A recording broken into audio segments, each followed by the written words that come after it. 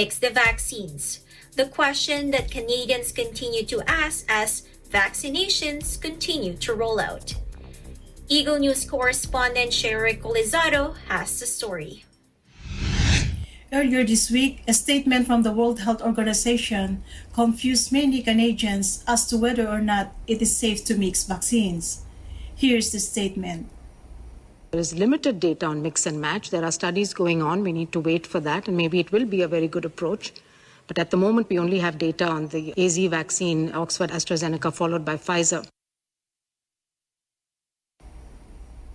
Canada has been following NACI's recommendations to mix mRNA vaccines when the same mRNA vaccine product is not readily available. This statement from the WHO was published in several Canadian media websites, with some quoting the WHO saying that this was a dangerous trend, leading to some panic responses from those who have already taken a different vaccine for their second dose, and increased hesitancy from those who have yet to take their second dose. This has prompted an immediate response from some known Toronto doctors, one of them, infectious diseases physician and scientist, Dr. Isaac Bogosh. We see data from the UK, Spain, and Germany demonstrating that mixing vaccines in the manner we're doing in Canada is safe and provides a significant or robust immune response. To help clarify things, Dr. Samya Swaminathan, WHO's chief scientist who made the statement, posted that individuals should not decide for themselves. Public health agencies can, based on available data. Data from mix and match studies of different vaccines are awaited. Immunogenicity and safety both need to be evaluated. Here are some responses collected in regards to this issue. In terms of the WHO statement, I do agree with the scientists to some extent. It's true that there is limited scientific research behind mixing vaccines. However, a lot of people are taking it out of context and not really understanding what they actually meant. In terms of Canadian doctors, I think right now they're looking at the short-term effects. Right now, people have been mixing and there's no bad effects. However, I know they're doing long-term research to see that. We just have to be aware or beware of health misinformation that are often being posted on social media. It is recommended for us to speak with health professionals for facts and for them to listen to our concern. Dr. Eileen Davila, Toronto's Medical Officer of Health, further clarified in a press conference that Dr. Swaminathan's statement was simply taken out of context. There has been some confusion following comments on Monday by an official of the World Health Organization. She was responding to a question about the need for future booster shots. Since then, her answer is sometimes being repeated as if she was talking about the mixing and matching of first and second doses. She was not. She was describing what would happen if people decided to try to get a booster on their own and did not rely on medical advice. In addition, Dr. Davila reassures the public of the safety of mixing vaccines. I myself received Pfizer for my first dose and Moderna for my second, and I can assure you that I am very comfortable that I am protected. The best vaccine is the vaccine you can get, and we're fortunate that there are lots of options now on where to get your vaccine. As the city continues to see a decrease in new COVID-19 cases and works hard to increase its vaccination rates, the message remains the same: to get fully vaccinated as soon as possible. In Toronto, Cherry Recolisado, Eagle News. We live in interesting times. The Canadian government delivers $5 billion in pandemic support to provinces and territories for vaccines and healthcare. Eagle News correspondent Andre Lajoie reports. Today, the Honorable Chrystia Freeland, Deputy Prime Minister and Minister of Finance, announced the payment of $5 billion to provinces and territories, distributed equally per capita to further support vaccinations campaign and assure the healthcare system remains resilient and responsive to Canadian needs. The Government of Canada is providing $4 billion through a one-time top-up to Canada Health Transfer to help address the extreme pressure that COVID-19 has put on our healthcare system. This funding will help provinces and territories address immediate health system pressure, including clearing backlog medical procedures, patient care, and access to primary care, put on hold due to the pandemic.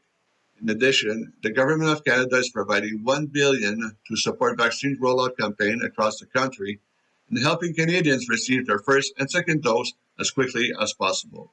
The funding supports a variety of vaccine-related costs such as recruiting and training, establishing mass vaccinations clinic, setting up mobile vaccinations units, engaging Indigenous communities to advance vaccines rollout, and reaching the vulnerable populations through the community-based vaccinations effort. Fighting the COVID-19 pandemic has been a Team Canada effort. This investment in all provinces and territories will help us to finish the fight against COVID-19 and assure the Canadians are able to receive the care they need and deserve as we move forward to the brighter days ahead, says the Honorable Chrystia Freeland, Deputy Prime Minister and Minister of Finance. The COVID-19 pandemic has highlighted why we need to invest in our healthcare system. The Honorable Patty Ledoux, Minister of Health, says that every step of the way, we've worked to protect Canadians so that when they need support, it's there for them. This top-up to the Canada Health Transfer will support provinces and territories in their duties to deliver care for Canadians through this pandemic and beyond, says the Honorable Patty Ledoux, Minister of Health. To date, more than 8 out of every $10 to fight the pandemic has been provided by the Government of Canada. Reporting from Ottawa, Canada, this is André Lajoie. We live in interesting times. A fast food restaurant in the town of Setil welcomes 4 new Filipino workers. Eagle News correspondent Marjorie Quintos with the story.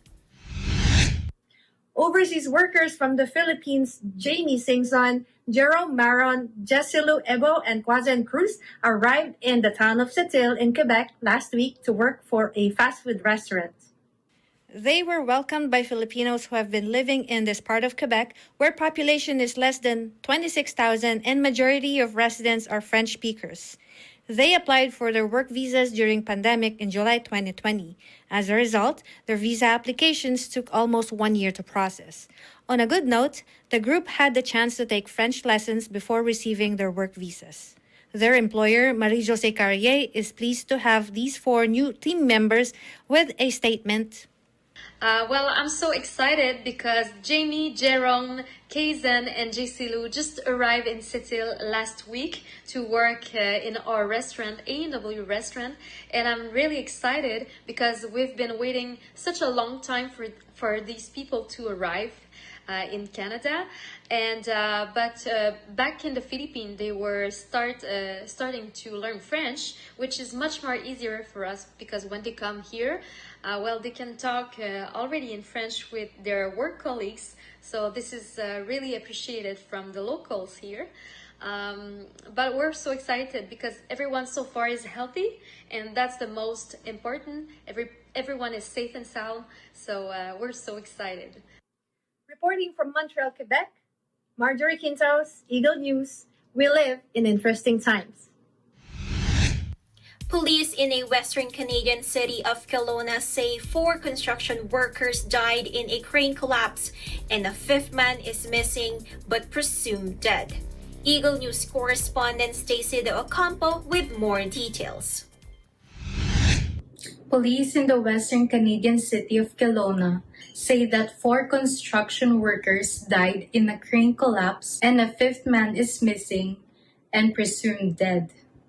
Unfortunately, 4 individuals, all male adults, were located at the scene and had died as a result of the injuries from the crane having collapsed. Police Inspector Adam McIntosh said. A fifth man, who was in an adjacent building when the crane collapsed on it, is buried in the rubble and believed to be dead. Yesterday was a tragic day, said McIntosh. To see all those workers standing there, knowing they had just lost some of their friends and co-workers, and to see the families and what they were dealing with, I can only imagine what they're going through. The crane was attached to a 25-story residential building under construction when it collapsed. At the time, crews were trying to dismantle it. McIntosh says an evacuation order remains in effect while structural engineers will determine how to stabilize the site. Among those forced from their homes were residents of a nearby seniors' home. That building sustained damage to the roof when the crane fell on it. Cause of the collapse remains under investigation. In Montreal, Stacey Del Campo will live in interesting times. What does the easing of COVID-19 restriction across the country mean in terms of the Canadian-US border? Eagle News correspondent Vanessa Condy with the details. As a percentage of people who are fully vaccinated are increasing in Canada, and the easing of COVID restrictions, the Tourism Industry Association of Canada are calling for the government to open borders to fully vaccinated travellers. The Prime Minister had the 33rd call with premiers this week on COVID-19 response. The Prime Minister mentioned, if our current positive path of vaccination rate and public health conditions continue, and with the ongoing discussions with the United States on reopening plans, for fully vaccinated US citizens and permanent residents, he indicated that we could expect to start allowing them into Canada as of mid-August for non-essential travel. The Prime Minister also noted, with a positive trajectory of vaccines and low COVID cases, Canada would be in a position to welcome fully vaccinated travellers from all countries by early September.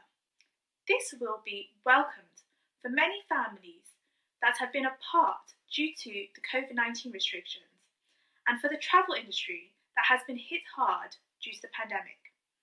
However, there needs to be caution with the new variant spreading. In Victoria, BC, Vanessa Condy, Eagle News, we live in interesting times. Coming up, we have updates from the Canadian Elite Basketball League and the NBA. Eagle News Canada continues after this.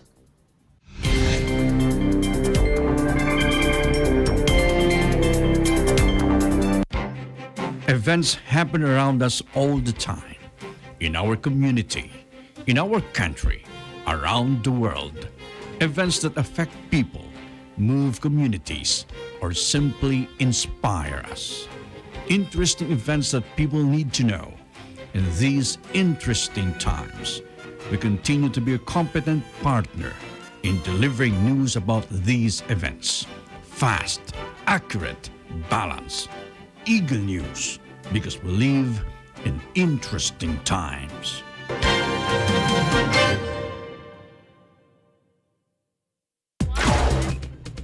Ang trabaho naman talaga ng maritime group ng PNP is to enforce the maritime laws. Tayo lang yung stricto, pero in other parts of the country, pwede na naman ang tourism. Definitely, we are ready to respond to a possible spike. Sapagkat ang aming intensyon ay makatulong lang sa mga tao na wala talagang magamit na gamot. 92 voted for this resolution, which will make it stronger, calling on the Justice Department to come up with more stringent ways to be able to avert these hate crimes against Asian Americans. Mas marami po tayong magagamit ngayon na mga tools or mga equipment. Maraming salamat, Weng, at sa buong puwersa ng Balitalakayan sa pagkakataong ito. Tatalakayin ang mga pangunahing balita live sa teleradyo ng Net25 at Radyo Aguila DCEC 1062. Kasama si Weng de la Fuente sa Balitalakayan. We live in interesting times.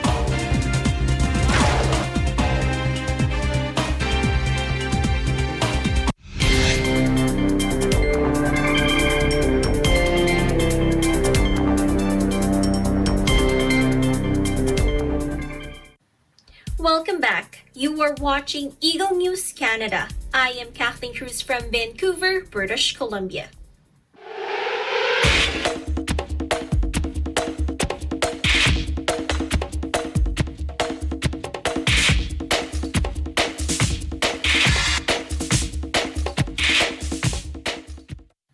For the first time in over a year, sports fans in British Columbia have been allowed back into sporting events.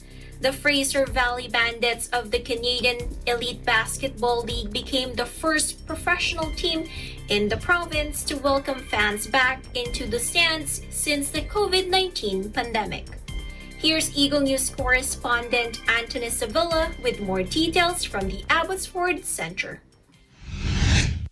After almost a year and a half without fans in arenas, the Fraser Valley Bandits became the first professional team in British Columbia to welcome fans back into the stands. Despite the limited maximum capacity, the 1,900 fans who attended played a solid role in Fraser Valley's 92-71 win over Guelph to maintain their perfect home record. Malcolm Duvivier led the Bandits in scoring with 20 points off the bench on 7 from 10 shooting from the field. Kenny Manigo also added 14 points and 6 assists. The Bandits mentioned how great it felt to play in front of fans for the first time in almost 2 years. Yeah, it was awesome. I mean, it's been a year plus for everybody involved in this situation, and we couldn't be more happier with the fans here. They gave us a lot of energy tonight. I think we fed off of them a lot of parts in the game, and we're just so happy to have them back, and that support really lifts us throughout the game. It's great, man. You kind of forget that you're able to play in front of people because we've done it so long. I mean, I've coached 2 seasons now with no crowd, so it's been, it's a delight to see that, and I know the guys were really happy, and I know they thanked the fans after, and we really appreciate their support, and so I'm hoping it doesn't change, and I'm hoping they can keep coming for the rest of the way. Fans brought a lot of energy for us, and we were able just to feed off their energy and got the win. It feels great. You can't even put it into words how good it feels. Feels amazing. Like after being almost 2 years without playing in front of fans, it will just give you that extra edge, that extra push on the defensive end, and just make you want to give that. Just dive on the floor, just make that extra little play, just because I know that's what the fans come out here and they love to see, right? Especially being Abbey, good working town, they love seeing us working hard, so it just gives you that extra motivation to go out there and play hard. After starting the season with a 5-0 record, the Bandits returned home from a week-long road trip that resulted in back-to-back losses for the first time this season. Their defensive identity was a huge factor in their 5-0 start to the season, and the Bandits knew they needed to shift their focus back on the defensive end. Their efforts paid off as they led in rebounds, assists, and in steals against Guelph. We lost the last 2 games. The whole week this week, or the last 2 practices, we just was working on defense. That's our identity. So, we were just hungry to come out and get a win in front of the fans. I think just losing those 2 games on the road, it really got under our skin because we knew it was all us. Like those 2 losses we took, we didn't come out with the fire that we needed. So coach really lit that fire today and the last 2 days in practice, and we just came out here with something to prove, right? So we know that even though we started out 4-0, that we're still the underdogs. There's still teams that don't believe us, don't believe that we're even after making it to the championship last year. So every single game we come out here, we have something to prove, and we just leave it on the court. We wanted to give the fans, something, a good game to come back to. In Abbotsford, British Columbia, Anthony Sevilla, Eagle News. We live in interesting times. In other sports news, we have highlights from the WNBA All-Star Game, NBA Finals, and the countdown to the Summer Olympics in Tokyo. Here's Eagle News correspondent Tani Somage with details. For the first time in league history, the WNBA All-Star Game was held during an Olympic calendar year. The format was quite different, with Sue Bird, Diana Taurasi, and some of the league's selected players to play in Tokyo played against some of the best players in the league. Team WNBA defeated Team USA 93-85 behind Dallas Wings guard Arike Owumeke's 26 points and was selected as most valuable player. It's dope. I mean, I got I scored a little bit early, and then teammates like them, nobody's selfish on the team, so they gonna feed whoever's hot. JJ was knocking shots down, we feeding her, we feeding whoever was hot. So it just turned out I scored a little bit more points, but she a little MVP too, so whatever. The Milwaukee Bucks defense has been dominant for the past 2 games. And with the series heading back to Phoenix, tied at 2 games apiece, the Suns hope that fans will help their team get back to a winning momentum. It's been a great momentum to have our fans in our building. We felt that right when we started to bring fans in the building during the regular season. We felt the support. So it's great to be home and have our city behind us, have our fans behind us. We definitely feel it as a team, as an organization. We feel it. We feel the cheers from our fans. Not even in the arena, just outside of the arena, outside the city. You feel the support that we have throughout the city. So it's great to come back home and play the next game in front of our home crowd. Lastly, with the Olympics underway within a week, IOC President Thomas Bach reveals some of the plans that will occur during the opening of the Summer Games. Can be now 8 days from the opening ceremony is thanks to the efforts of so many, but in particular of the people of Tokyo and the many unsung heroes from Tokyo, the medical people, the nurses, and so many others, but also all the people of Tokyo who are respecting the strict rules which have been established here and in order to contain the virus. And that's a wrap for this week's sports news. In New York, Tenny Sumagi, Eagle News, we live in interesting times. Scientists and enthusiasts continue to monitor a high-speed solar flare that possibly caused a communication disruption in some parts of the world. Eagle News correspondent Ron Hamilton from our Hawaii Pacific Bureau explains more about the phenomenon. Most of us who use mobile devices will need to be patient in the next day or two, as a solar flare is due to hit the Earth and is expected to disrupt both cellular and radio signals. NASA's Solar Dynamics Observatory captured this latest event and was immediately classified as an X-class eruption, the most powerful type of solar flare. This latest phenomenon is the biggest of its kind since 2017, when an X 8.2 event was recorded. Solar flares are large eruptions of electromagnetic radiation from the sun, lasting from minutes to hours. The sudden outburst of electromagnetic energy travels at the speed of light.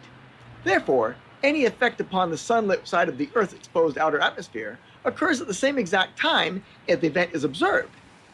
The increased level of X-ray and extreme ultraviolet radiation results in ionization in the lower layers of the ionosphere on the sunlit side of the Earth, causing high-frequency radio signals to become degraded or completely absorbed. This results in a radio blackout, the absence of HF communication, primarily impacting the 3 to 30 megahertz band. Solar flares usually take place in active regions, which are areas of the sun marked by the presence of strong magnetic fields, typically associated with sunspot groups. Reporting from Honolulu, Hawaii, this is Ron Hamilton with Eagle News. We live in interesting times. That's today's Eagle News Canada. Join us again next week as we bring stories that matter to you. Visit our website at eaglenews.net and eaglenewslive.com. Follow us on Twitter at twitter.com/eaglenews and on Facebook at facebook.com/eaglenews. Thank you for watching. I am Kathleen Cruz. We live in interesting times.